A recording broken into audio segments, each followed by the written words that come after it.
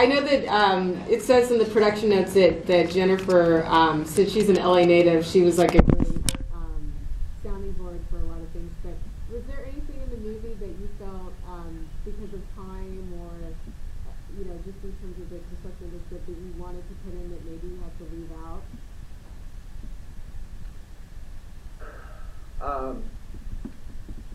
Not particularly. I mean, I really.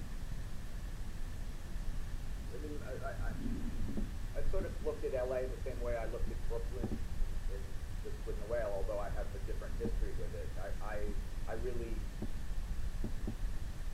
I didn't think about it in the macro. I just thought about places that felt right to me in the story.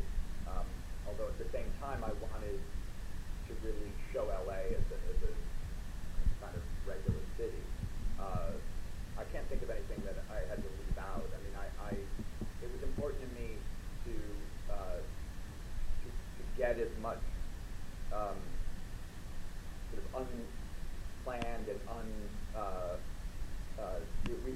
we did a lot with Ben on the street, where we put him on the street for real, and we had a van with curtains, knocked out windows, curtains, and we went around, and all the errands that Ben does in the movie, and the letter mailing, is all real. And I wanted to kind of see if I could kind of capture a kind of energy of the real city, and not some not where thing where you block off streets and have extras walk around and fake talk and all of that.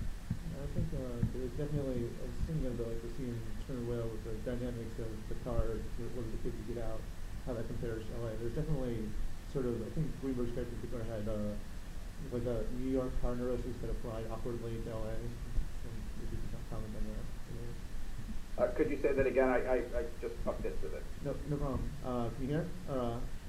Yeah. So I was thinking of the scene in Squid and the Whale when the kids are debating like the etiquette of getting out of the car versus dropping someone off. And there's definitely, I feel like in this movie there's a Brooklyn neurosis to driving. We're getting that Greenberg can't drive, but applied like in general Brooklyn neurosis applied to LA and sort of the awkward ways that works. Yeah, I mean, I didn't think of it so much as a kind of Brooklyn LA thing, but I think I was interested in you have Greenberg is somebody who so badly wants life to conform to his neuroses, but at the same time he puts himself in situations where it is impossible for that to happen. So, why would somebody who's looking for things to be as low key and easy for himself as possible go to a place where he can't take care of himself, where he doesn't drive, where it makes it much more difficult to do things, and he can't be independent, and he relies on other people. So I mean, I suppose there's a kind of East Coast West Coast thing in there, and that in New York you can obviously just run out. You need to buy cereal. You can just go to the store, and in LA it becomes a whole ordeal if you don't drive. But